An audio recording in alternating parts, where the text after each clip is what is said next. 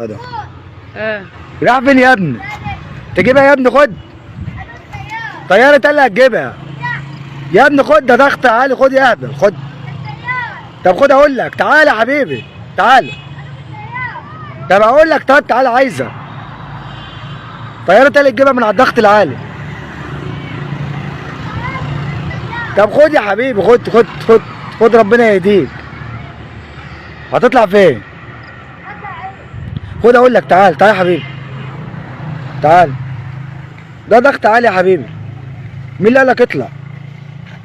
ما هو ده اللي هاخد منك عشان ما قلتش اطلع انا اجيبه. تطلع تجيب ايه يا ابني؟ الطياره. ده الحمد لله ان احنا جينا في التوقيت المناسب. تطلع فين يا ابني؟ اطلع اجيب الطياره. الحمد لله احنا جينا في التوقيت المناسب. تعال يا حبيبي تعال. زي ما انتم شايفين يا جماعه، تبع الكهرباء احنا تبع الضغط العالي، بلغنا ان في عطل والحمد لله جينا في التوقيت المناسب. ولقينا الولد ده كان هيطلع يجيب الطياره بتاعته، هي هنا سببت معانا مشكله فوق. فطبعا الراجل ده الحمد لله احنا جينا والله العظيم في التوقيت المناسب. لو اتاخرنا بس 5 دقايق كان مات. انت عارف ده يا ابني ده ضغط عالي، انت لو طلعت فوق هتفحم. اوعى تعمل كده تاني.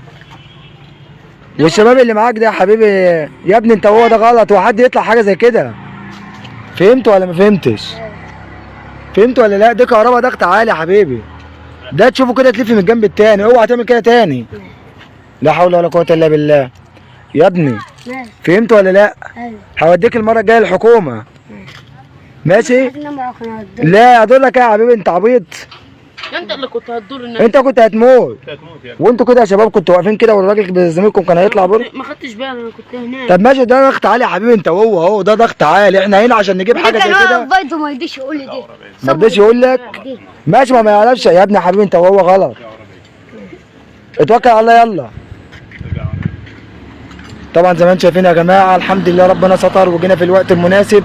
والراجل كان طالع يجيب الطياره دي كان هيتضر، والحمد لله وقدر الله ما شاء فعل. فهمت بقى يا حبيبي؟ اتكل بقى على الله، وكده احنا فهمناك الدنيا ماشيه ازاي. ساعد مين؟ ها؟ برافو. اتكل على الله يا حبيبي. عشان ما اروحش لابوك. انت وزمايلك بقى مفيش حد يعمل الكلام ده، ولا طياره ولا زفت، ولا تقرب من حاجه زي دي. دي كهرباء ضغط عالي يا حبيبي. انا المفروض دلوقتي كنت اخدك.